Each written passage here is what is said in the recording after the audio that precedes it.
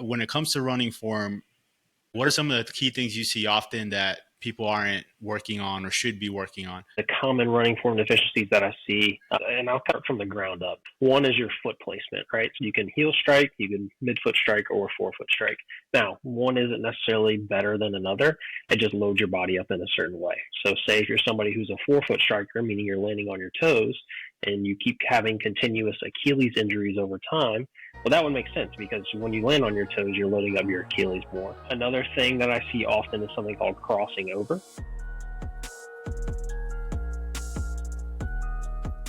Hello, and welcome to the People Run podcast.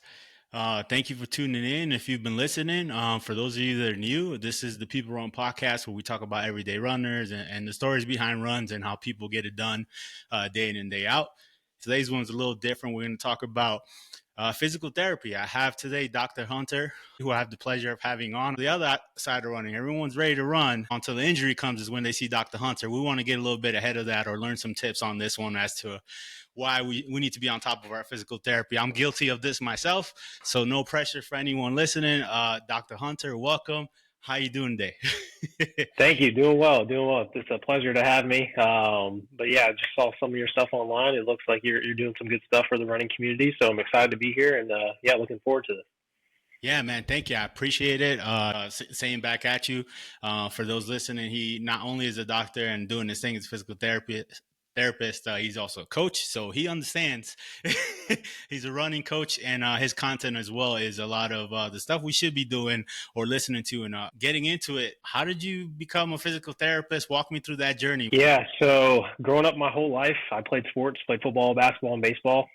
With that came plenty of injuries, so I was kind of in and out of PT with playing sports. So I actually played football in college. And so I've always been involved with the sports side of things. I've always been interested in how the human body works, in terms of, exercise and what happens to your body and, anatomy, things like that. And, I did an internship when I was in college working with a PT, and then just loved it from there and actually switched my major. I was a sports and rec management major. Did that for a year, kind of like, I was already involved with sports, so I was like, I feel like I could be doing more, and that's when I kind of switched to more of that exercise science. And then, like I said, I did an internship with a PT, and ever since then, I've been all about PT. So, man, that's pretty cool, man. To be able to practice sports, work in sports, you see it on both ends. You're doing your own thing, but you're also helping out. That's right. Yep. You also coach. How did you transition from like, hey, man, I'm going to do physical therapy, but I'm also going to focus on runners? Yeah. So personally, I'm a runner. Whenever I stopped playing football, I started running, and got more and more into it and made plenty of mistakes with running, which either led to injury or led to some other bad things happening of just me not knowing what I was doing. So I was always interested in treating runners, and I have been treating runners over the past handful of years. And obviously I was honed in on my skills of how to treat running injuries and how to get to returning a runner returning a runner from injury back to running. But I felt like I wanted to do more. I felt like I wanted to kind of go ahead and take that next step and start coaching and start saying, okay, yep, we're good to go now in terms of your injury and you can run, but how about let's go further. Let's make you the best optimized runner where you can really get really good at running and improve your performance, and use my PT side of things and background and my sports background as well. Okay, how can we train? How can we proper periodize your running program to get you back into running? So that's kind of when I wanted to take the next step and start doing more coaching. Yeah, it's pretty cool, man, because for you, it's like almost a one-stop shop. You're going to have someone that can coach you through the miles and, hey, you need to do these workouts, these kind of runs, but it's also like, okay, you need to be firing these muscles versus these muscles, or like, oh, this one's dormant. That exactly. Just sounds like something really cool to have. And plus, too, I got really good at doing like a movement analysis or running analysis. So basically, where I would take a video of a runner and say, okay, this is what's going well. This is what we can improve upon. Okay, this is where I could see where you were becoming injured in this area because of your form. Okay, now how can we fix that? What are cues and things that I can give you that you can work on that's showing up in your run form? That can make you a better runner, one, to be more efficient, and two, to not become injury prone. So that's something that I like doing as well. That's a good point and topic that I have that I want to ask you. When it comes to running form, like what are some of the key things you see often that people aren't working on or should be working on?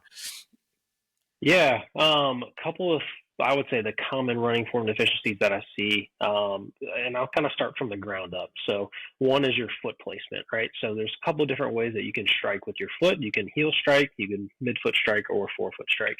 Now, one isn't necessarily better than another. It just loads your body up in a certain way. So say if you're somebody who's a forefoot striker, meaning you're landing on your toes, and you keep having continuous Achilles injuries over time, well, that would make sense because when you land on your toes, you're loading up your Achilles more. Mm-hmm. So that would be something that I would like want to look at first from the side point of view. Another thing that I see often is something called crossing over. So if you just draw a straight line down the middle, kind of treadmill or track wherever you're going, where one foot's crossing over, that puts a lot of valgus force at the knees and the hips. So I would say those are kind of the two main things that you can see with foot striking.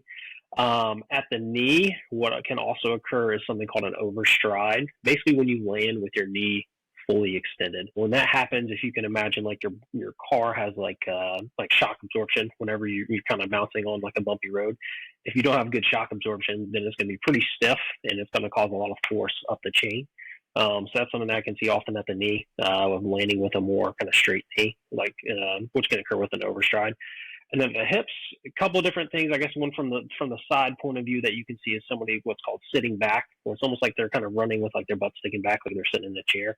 Okay. This is more like a quad dominant running form, where basically they're not utilizing or turning on their glutes as much as they should. What you can also see from the rear point of view is kind of a hip drop or hip sway, where kind of laterally they don't have good hip stability, which can cause the other hip issues as well. So I'd say that's kind of like the main couple of things. Now, obviously, there's a lot more things that can go on with running Yeah. form, but those I would say are the main couple of things that you can look at from the foot position to the knee to the hip, and then up the chain you can see a couple of other things as well.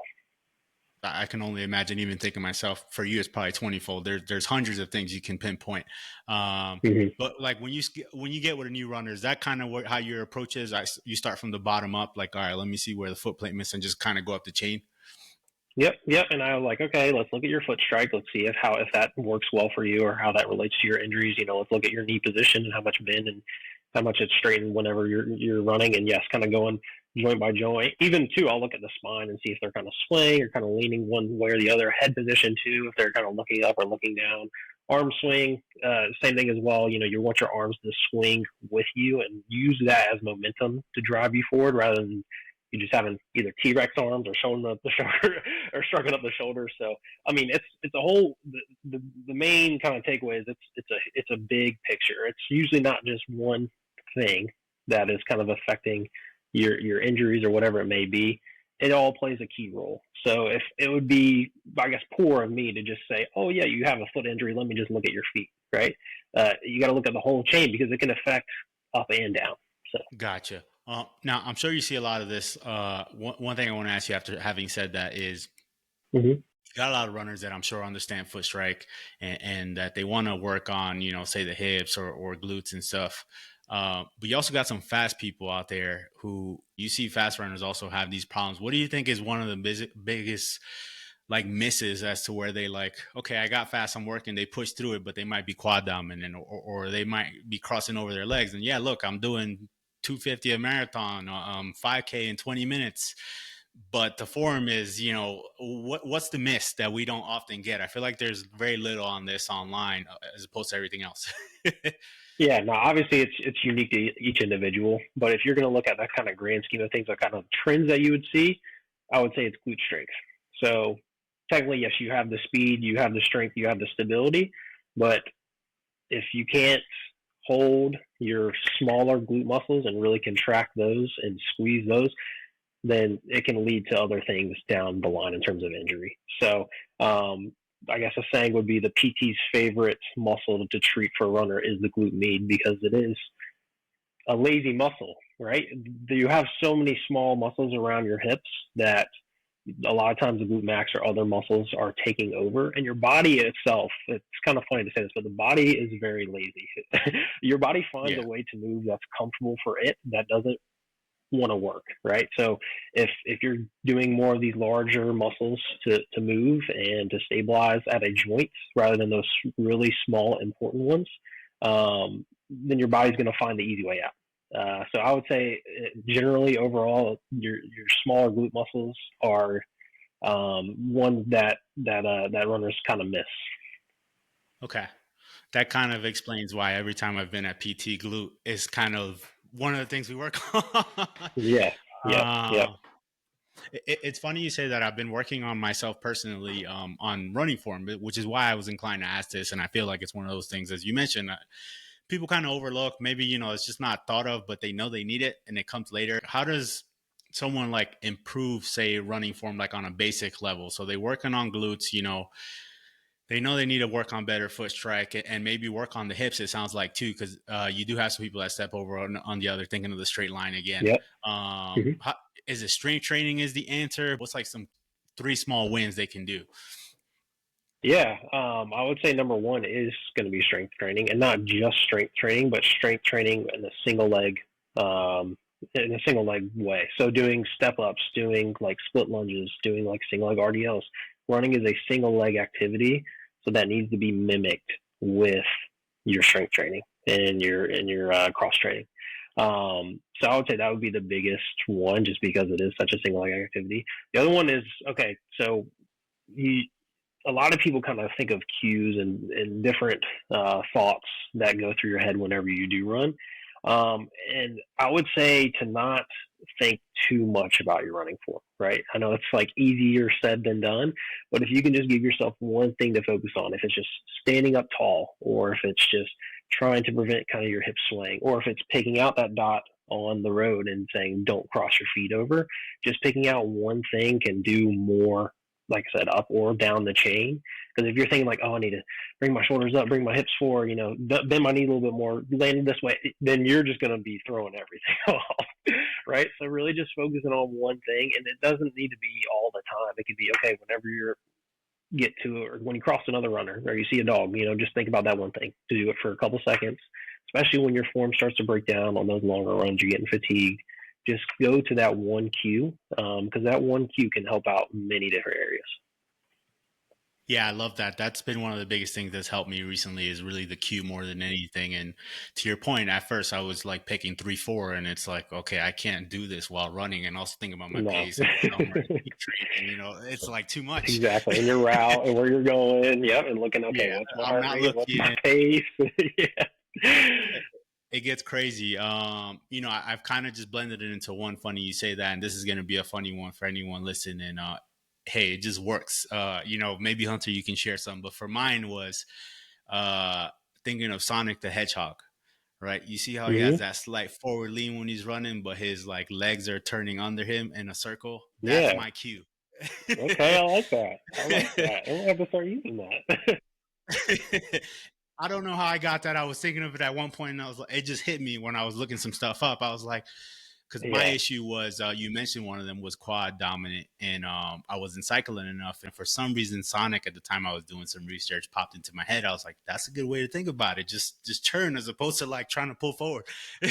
Yeah, I like that. One thing that I do too, that I kind of recommend for runners, especially if it's a cadence issue, so it could have been with you, or if you're kind of targeting a certain cadence, so say you do need to start cycling through a little bit faster, okay, figure out what your cadence is. Say if it's 165, okay, let's go to Spotify or wherever you listen to your music, and let's pick a playlist that has 170 beats per minute. So that way, you really don't even think about it. It's just, you're just going on the beat. So that's an easy way that you can work on your cadence without having to think about, okay, I just need to cycle through faster. Yeah, it's a good point. You could just listen to your favorite songs while you running at the BPM you need to Yeah. run. Yeah, exactly. On the subject of cadence, for those listening, how Mm-hmm. important, especially from a physical therapist standpoint, is cadence to the whole running chain?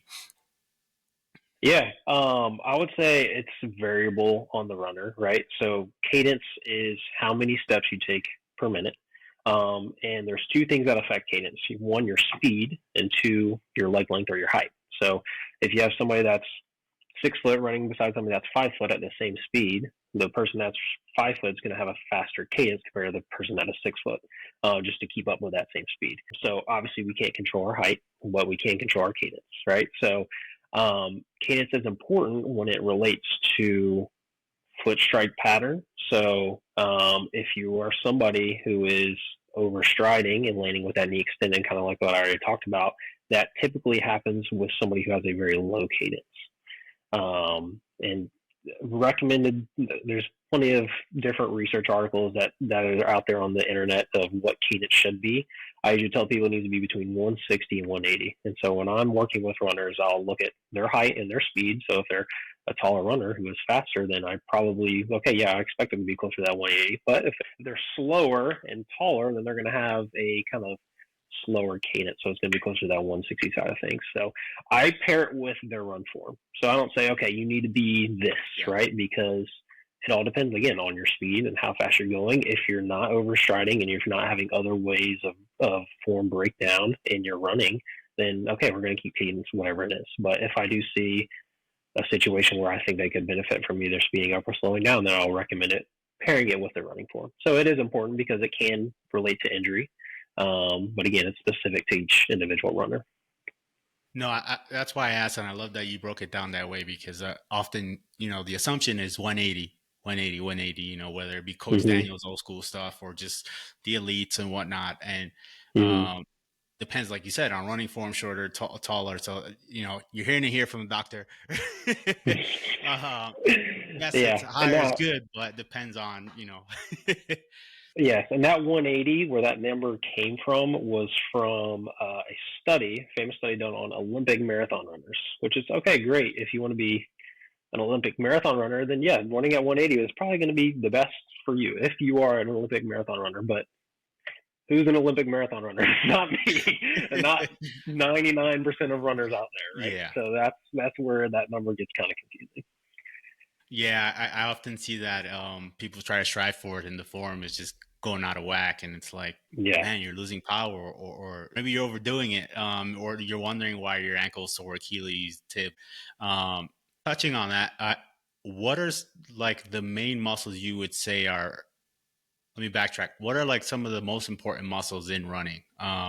That are like not people, I think, often think quad, maybe glute now is kind of common. I suppose people to know.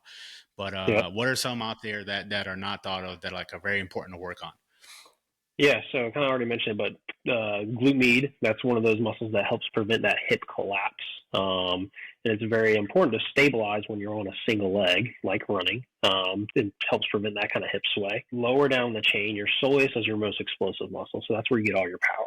So that's the muscle that produces the most force when you run. So that's another hidden one where not a lot of people, I mean, some people do calf raises, but they don't specifically target their soleus, right?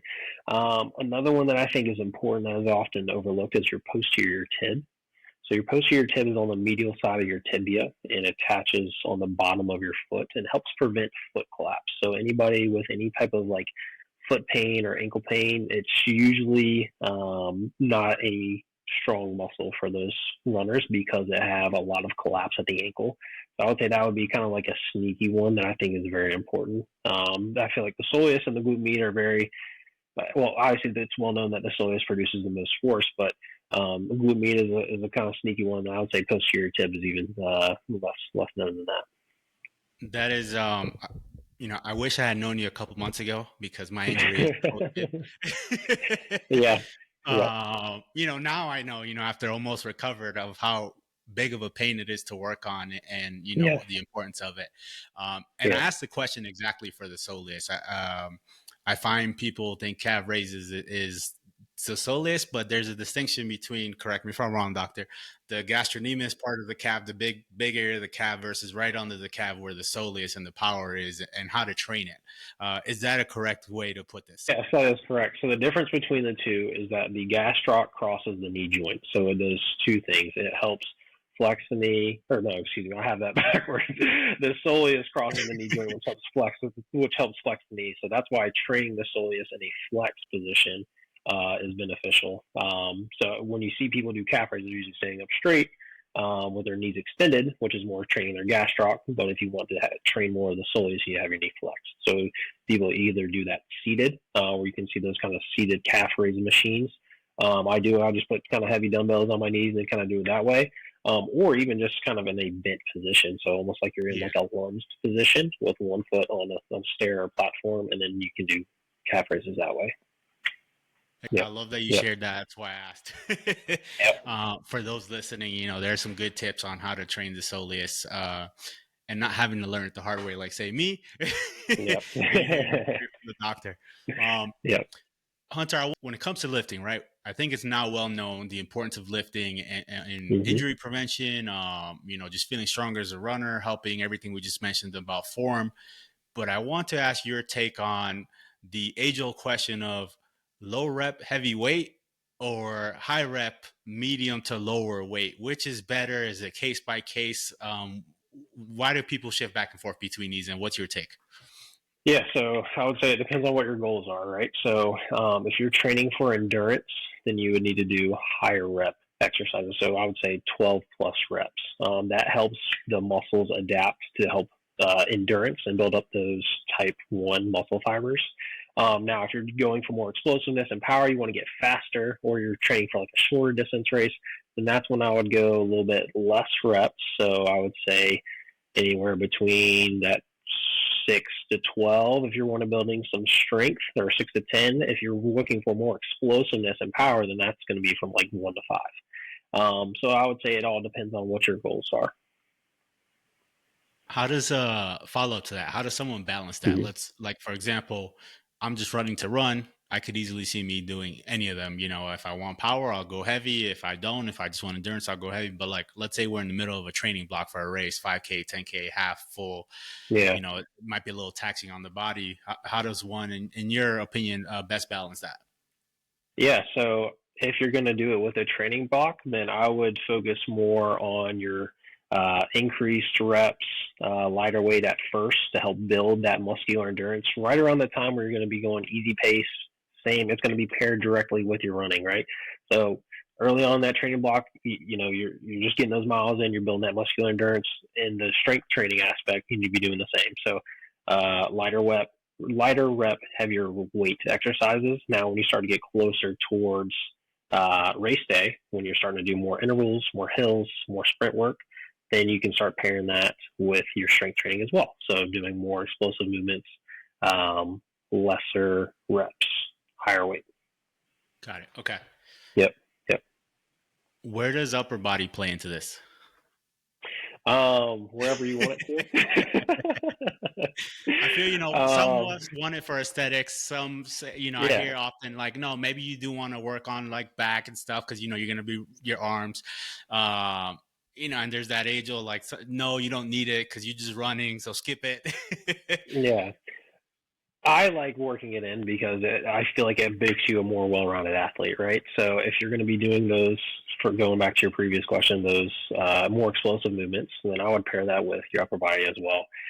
But just because you are using your leg doesn't mean your upper body isn't getting the work. I have runners that come in often. They're like, "Oh, my shoulders are so tight and my neck is," because they tense and those muscles help with their posture when you run.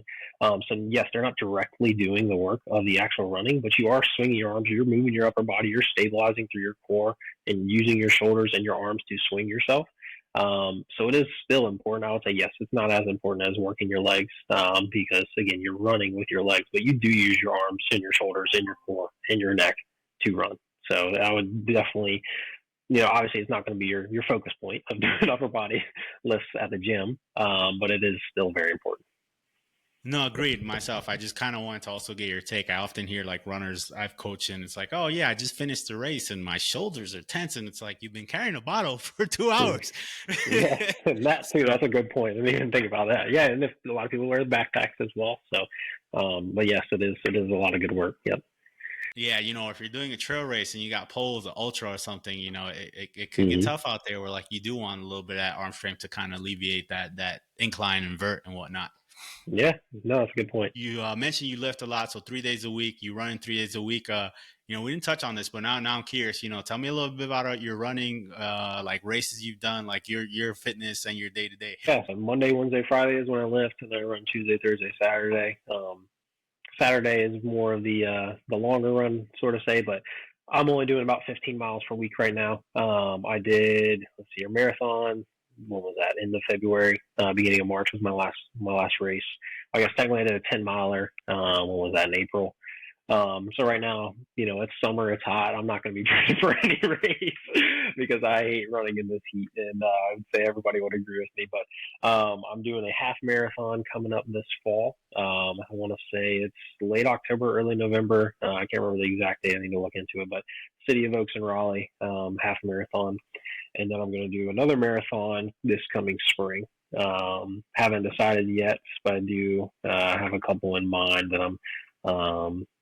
that I've kind of researched in the past. But so that's kind of like where I'm at right now in my training schedule and block when I can. I have a toddler at home, a year and a half old, so it's whenever it can get done, and that's kind of been the fun thing about it too, where it's okay. Every day is different, right? Not just me and my professional life, but my personal life as well. He's been sleeping good here recently, so I've been getting up early in the morning, There but you go. there have been plenty of times where I'm gonna get up early and go for a run, and the night doesn't go well. So then I'll just move it to that evening after I put him down to bed. So it's wherever I can get the time, and my wife has been great with helping me out with that, especially this last training block with my marathon, where either it would be first thing in the morning where he'd still be asleep, or like I said, late at night when after I put him down, just have him on the monitor and run on the treadmill, or it was great where I'd time it up with him taking a nap in the middle of the day. And during the winter, I love to run in the winter when it's cold, because I can run around lunchtime when it's not that hot. Where now that's impossible. So, but she's been great with helping me out with that. That's awesome, man. I had the support Yeah, from the missus, and I'm sure you're a little bit happy of getting a little bit more sleep than when he was maybe 6, 8 months younger. yeah, it's fun too. So on those like long runs on the weekends, I have a little running stroller, which I've post videos of me running with him all the time. So I take him with me, and it's a lot of fun. And he either loves it or he falls asleep. Yeah, I'm always amazed when I see the parents running on a stroller and just flying by, and you're just like, man, that's some one dedication, but two, like some strength training right there, and the But kids yeah, usually no, asleep or it's enjoying it. I call it a sled push. As so on my Strava, I'd say not morning run, morning sled push. Yeah, I mean, I love it, man. You're prioritizing both, the family, but also take care of yourself, man. So kudos to you for doing that while also, Oh yeah, physical therapy work, running, coaches, clients, I'm sure. yep. Thank you. Awesome. Let's talk stretching. I have a question Okay. for you before we talk stretching, though. One I Yep. want to bounce off you, right? We all know we need to stretch, and I think it's very known out there that dynamic versus static and when to do each. Maybe we can touch on that a little bit, but what I really want to Yeah. ask you is, are we stretching too much? And the reason why I ask that is because are we losing energy, stored energy from stretching too much? Not most people, but for those that do stretch. Yeah. I would say no. On the general population wise, I would say majority of people need to stretch more. Because I mean, that's just kind of what I see from patients coming in. Okay, yes, we have these areas of our body that are pretty tight. So I would say no. I don't think we're at the point where a lot of people are stretching too much. Just by the nature of, I mean, let's think about what we do for a living, right? Me, it's great because I move around all day. I'm treating patients, but I would say the majority of the population, they're sitting at a desk, they're working on their computer, they're looking at their phone. So you're in this kind of static position for a very long time where stretching is going to be very beneficial. So I would say we're at the point yet where we're stretching too much. Now there are some people that have came in and be like, okay, let's kind of take a step back a little bit and maybe try some other things that can help with mobility. But no, I think and then back to your question about kind of the static and dynamic. If we think about running, it's a very fluid movement, right? So that's where those dynamic stretches beforehand are going to be very beneficial to mimic what running is. So I would say before you run, dynamic warm up. So those kind of quick movements, get your heart rate up and get some blood flow to those areas of your body. That will help prepare you to run. And then afterwards is when I say, okay, let's do more of the static stretching stuff. So that's when, okay, your calves are tight, hamstrings are tight, whatever it may be. Let's do some static stretching right after you run. And then static stretching kind of as needed throughout the day, especially those that I see that are, working on their computer throughout the day. It doesn't have to be you take breaks and stretch. A lot of the conversations that I have with patients, I'll say, okay, just set an alarm on your phone or your computer, whatever it may be, to just go off once an hour and just stand up. Just go grab a drink of water, go to the bathroom. It doesn't have to be a whole stretching routine. It's just breaking the position that you've been in all day. That's usually the advice that I give to my patients. I like that about breaking the pattern you're in. What, especially most people sitting down nowadays. Most jobs you're kind of Zoom call or whatever, and sedentary for most of the day. I often see runners who are like, "Oh yeah, I'm running all the time, and I got 10, 15 miles in today," and it's like they're stretching pre and after, but you're sitting down the rest of the day. The body like is done for the rest of the majority of hours. Then you go home, you go sit down and relax because you're resting and you're not getting out there walking or whatever the case is.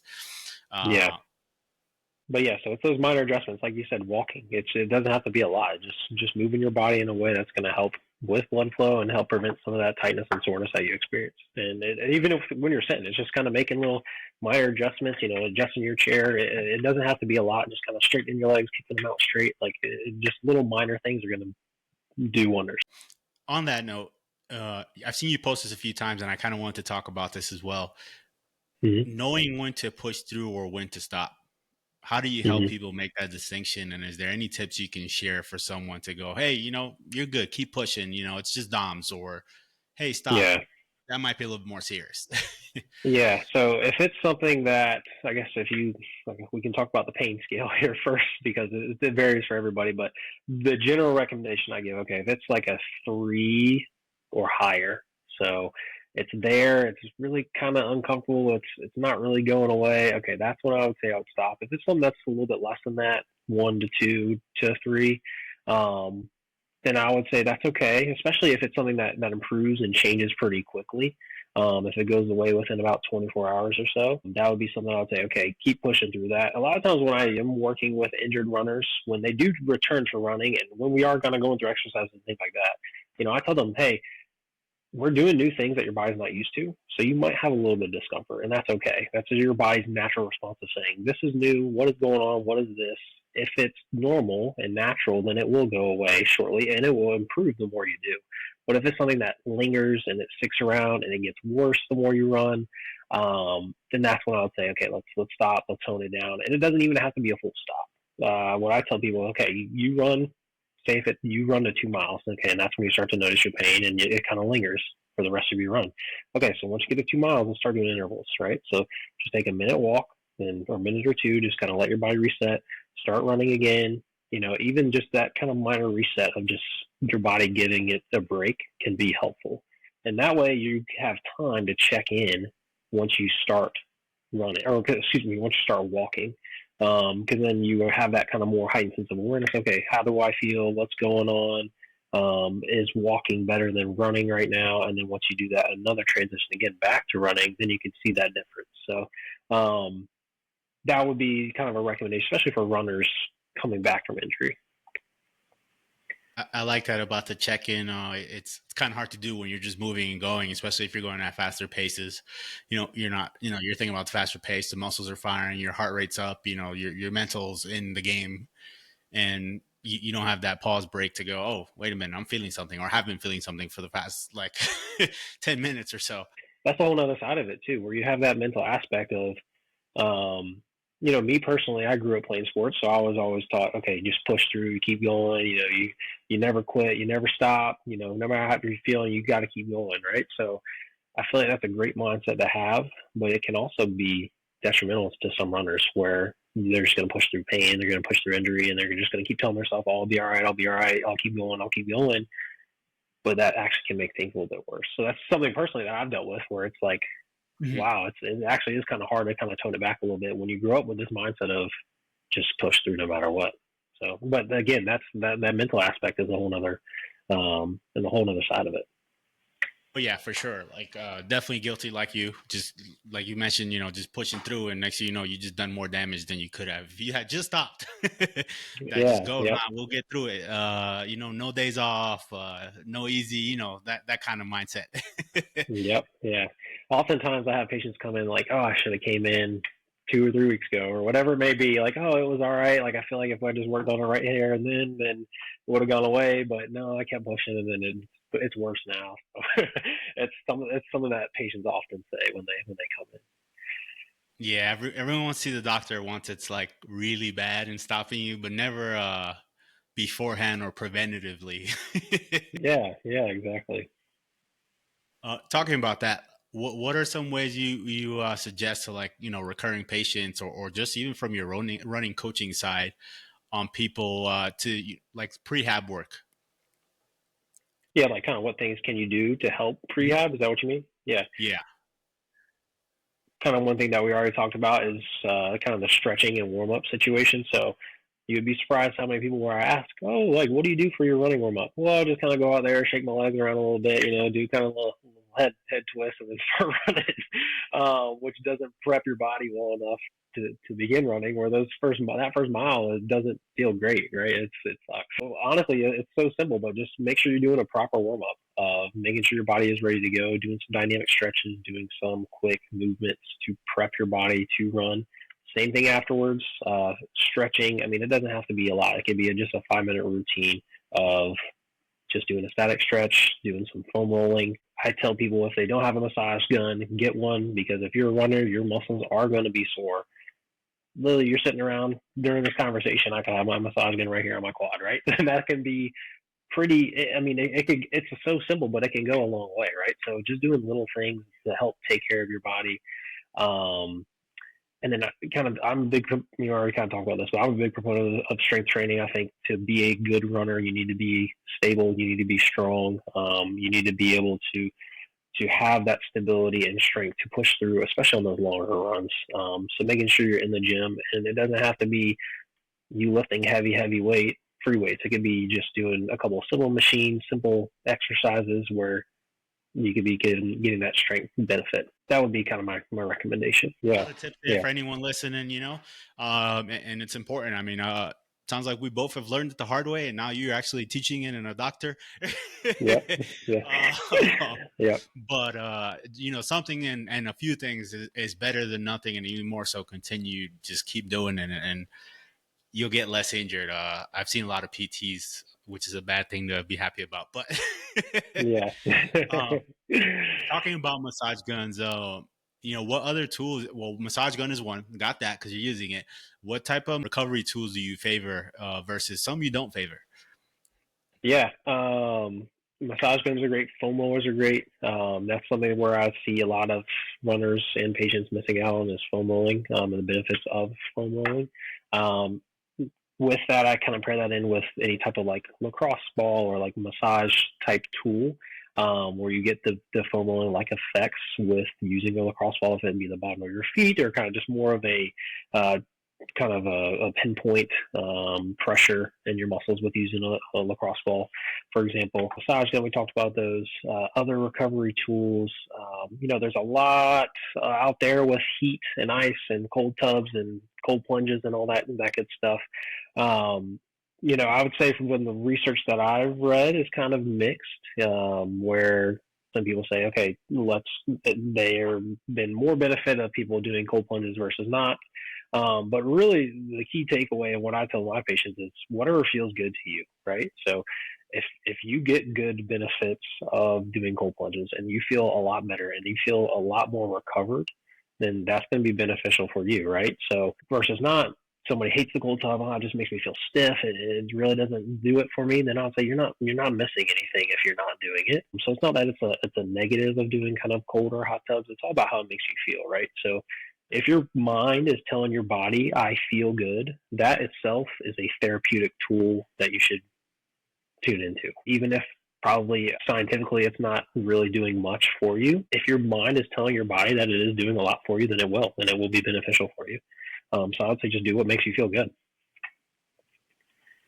That's a great takeaway. And part of what I want to ask you, I've read some, again, not a doctor here for anyone listening, but I've read some of the studies and was like, man, because I'm sure we'll get to this. We go down this rabbit hole. You see it online. You're like, man, I want that. Oh, if they're recovering like that, I want that too. And then you go in your house and you're like, man, I have more recovery tools than Dr. Hunter. Yeah. And it's like what's working, what's not. And it's also hard to Yeah. pinpoint. I'm sure you get this with patients where it's so hard to pinpoint Yep. something because they're trying 8 things at once. Yes.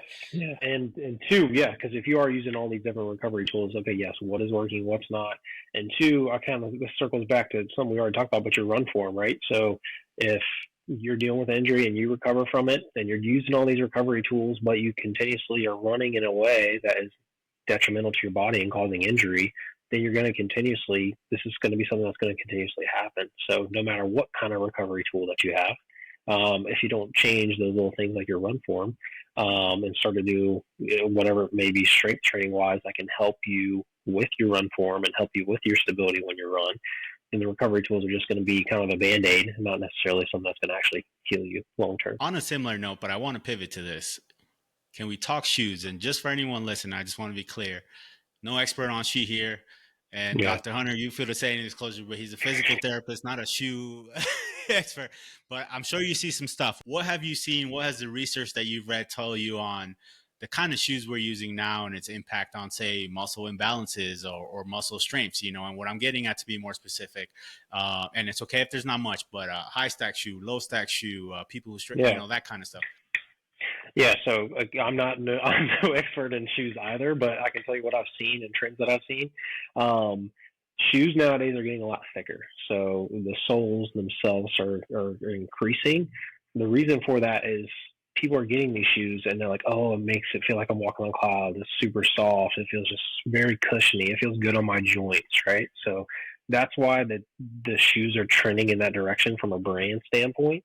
Now, what that looks like in terms of injury, where okay, if you are having a shoe that has a kind of bigger sole and that is softer and is more cushioning, then it feels like you are kind of on an unstable surface, almost like you're standing on a pillow, or if you've been to PT, standing on one of those foam pads that a lot of PTs make you stand on, or Bosu.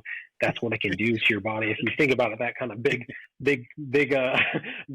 picture standpoint of kind of standing on a Bosu, where you are having to stabilize a little bit more and utilize the muscles that surround your feet and your ankle to move. Those are trends that I've seen. That's personally with my running shoes. I like a shoe that isn't like that because I like feeling the ground. I like to feel the impact, because when I do run with a shoe that is super thick and has that giant sole, I do feel kind of wobbly on my ankles. So again, that's kind of what I've seen trend wise over the last couple of years and my experience with it too. I had an injury last year and, it's all healed now. It was more like knee stuff, but I remember specifically we were doing a lot of balance on one foot. As you mentioned, for strength training, it's important to work on 1 foot at a time, since it's literally 1 foot at a time running.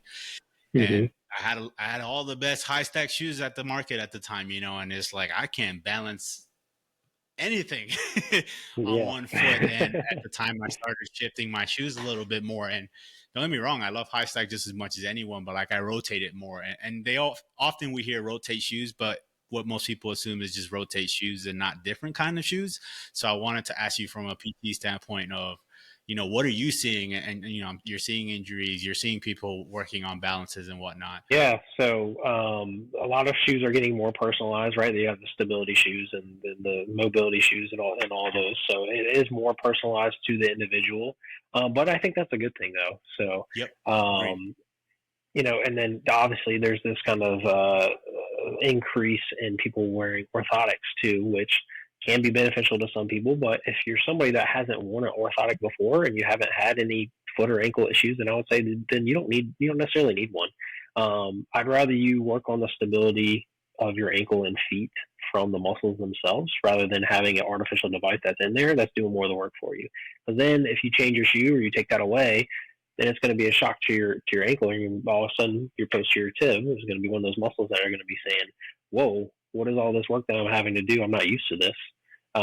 Where people become reliant on those orthotics and specific types of shoes. So it's good, and there's also some negatives to it as well. But again, just finding that right mixture for you. Again, if you haven't worn orthotics and you haven't had any foot or ankle issues, I would say you probably don't need any. I'm glad you brought that up. Funny enough, that was my follow up to this: is your take on insoles. Yeah. Strength versus using the insole. Yeah. So now, anatomically wise, your body and your bony alignment of where your feet and your ankle kind of line up. Some people they set you up. Basically, your anatomy sets you up for failure, so to say, where you're having to do more work with your ankle just because of the structure of your foot. Now, if that's the case, then that's somebody who would benefit from an orthotic, from my standpoint, where without it, they're injured. It's causing pain. It's not comfortable. Um, but so they can be beneficial. It depends on, like I said, your foot shape, your injury history, and all that. So. Anything from your experience talking about shoes, but like on super shoes, like plates and stuff like that? Yeah, I think they're great to use for races, not for everyday training. I'd rather you use your muscles themselves to propel yourself forward rather than getting a little bit of boost from a shoe. But if you're going for a certain time for a race and there's this technology out there that's going to help you, definitely use it. That's going to be helpful for you, right? But everyday training, I would say those kind of carbon fiber plates within your shoes, super shoes, those racing shoes. I would say let's keep those for race day. But training wise, you should be in just a kind of normal shoe without it. Gotcha.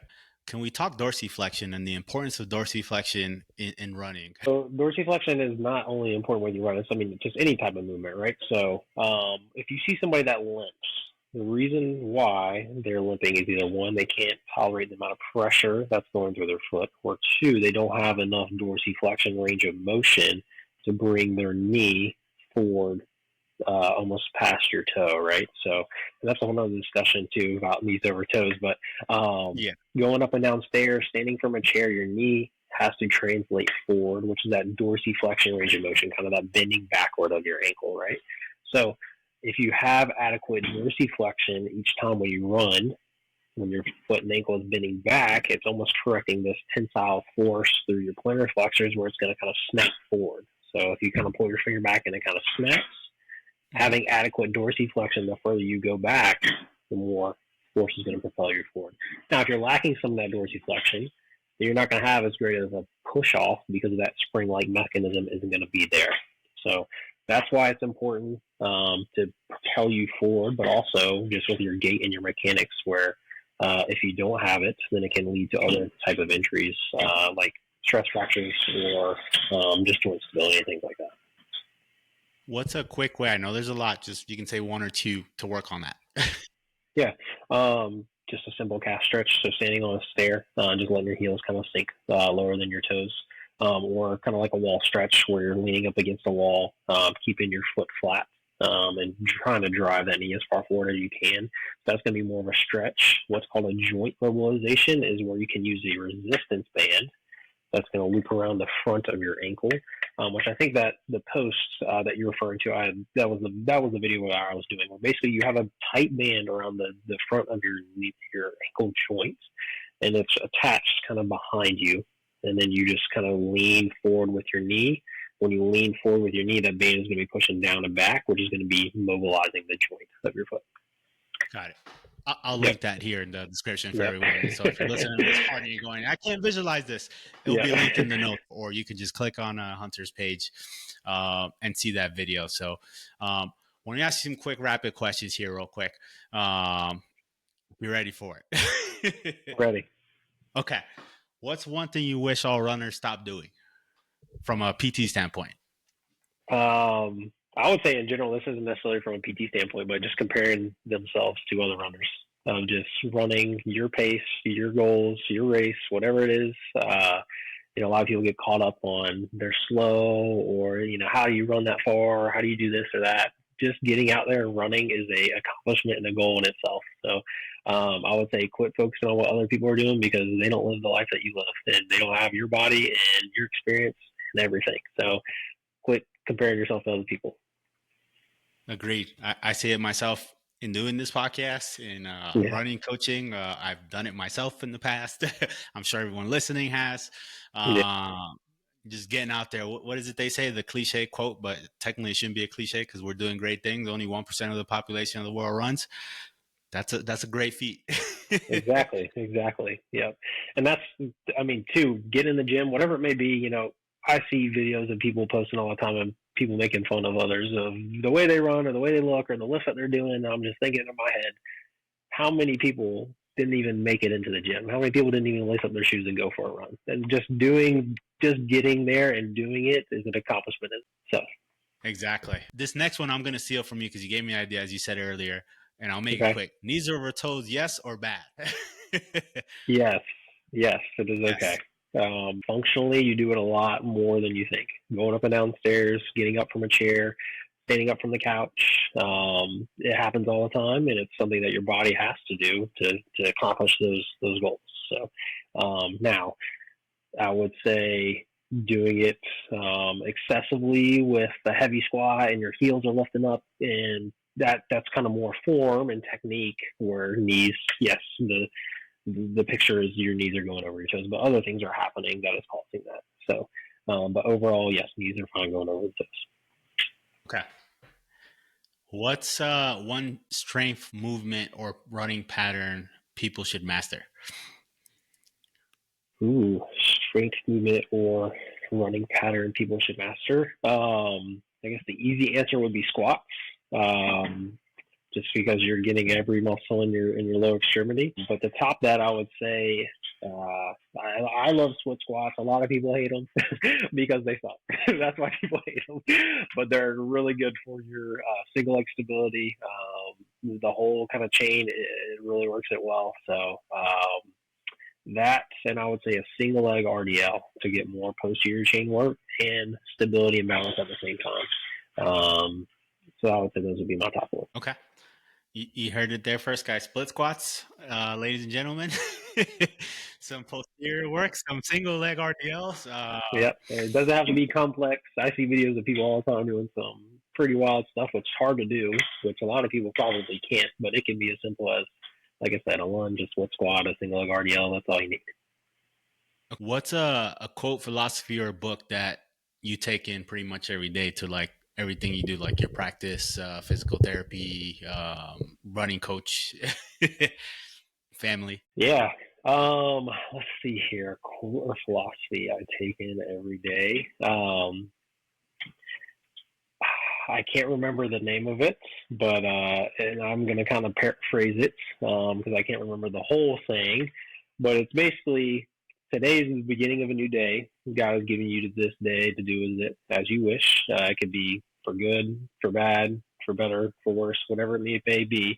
But it's up for you to decide. And what you do with this day is it's what you wish of it. And that's kind of how I think about my day and how I go about my business, where you have a choice every single day of what you want to do and how you want to do it and who you're going to be as a person.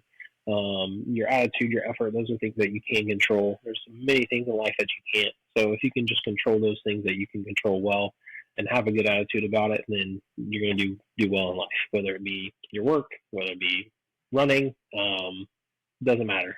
Just having that kind of positive mindset is how I live my life. That's awesome. Yep. Yeah. Agreed. I know we're both paraphrasing, but that's one of my favorites too. Yeah.